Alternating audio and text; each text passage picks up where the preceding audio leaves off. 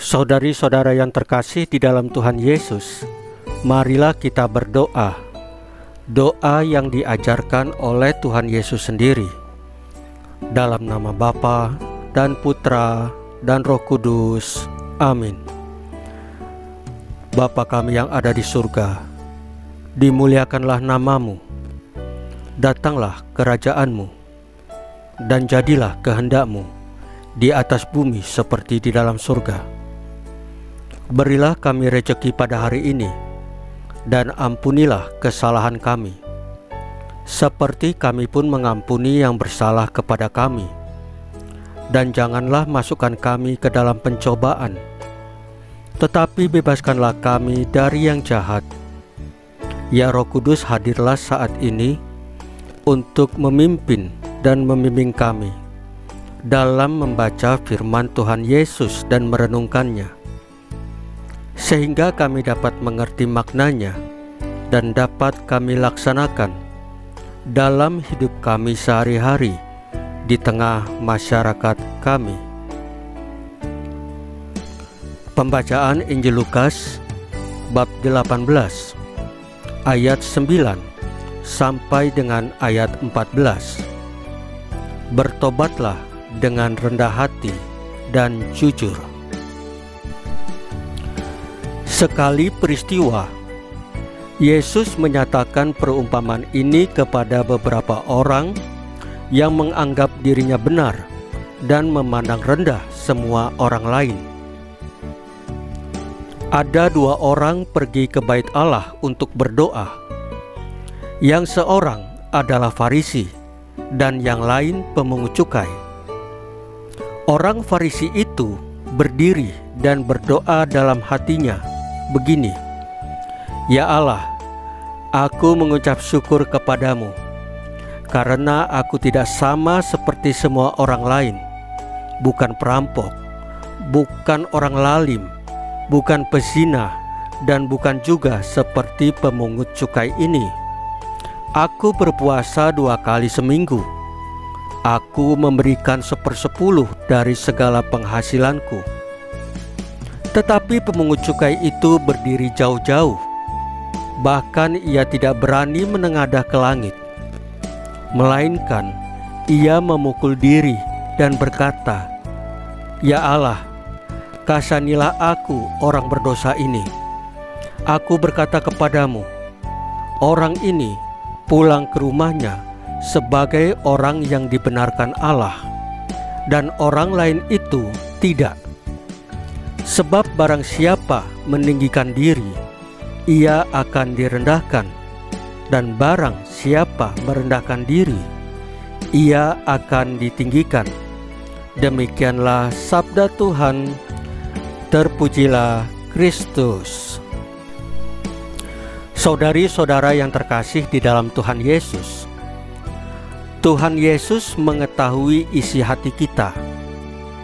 Namun dengan kesombongan kita sering berpura-pura, mengakali, atau lebih kasarnya, kita menipu Tuhan Yesus di dalam bertobat kita, yaitu dengan cara, dengan gaya, dengan kata-kata, kita berpura-pura, bersandiwara dalam bertobat. Apalagi ada beberapa orang di sekitar kita yang mendengar atau menyaksikan. Bahkan kita sering melakukan hal-hal yang dilakukan oleh orang Farisi di dalam bacaan Injil hari ini. Luangkanlah waktu untuk merenung sejenak, mengingat apakah ada pikiran, perkataan, perbuatan, kelalaian yang melanggar firman-firman Tuhan Yesus dalam 1 jam yang lalu, dalam 3 jam yang lalu, atau dalam 1 hari ini. Apakah kita sudah menyakiti istri, atau menyakiti suami, atau menyakiti hati anak-anak, atau menyakiti hati teman kantor, sesama kita, baik yang kita lakukan secara sadar ataupun tidak sadar? Apakah kita menganggap diri kita ini benar dan memandang orang lain adalah rendah ataupun salah? Akui kesalahan dan dosa-dosa kita di hadapan Tuhan Yesus secara jujur. Masuklah dalam kamar, kunci, dan berdoalah mohon pengampunan kepada Tuhan Yesus. Mulailah belajar dengan bantuan Roh Kudus agar kita mengenal secara dekat, secara mendalam dari pribadi Tuhan Yesus. Apa keseharian Tuhan Yesus, apa yang disuka dan apa yang tidak disuka, apa janji-janji Tuhan Yesus, dan apa yang harus kita lakukan.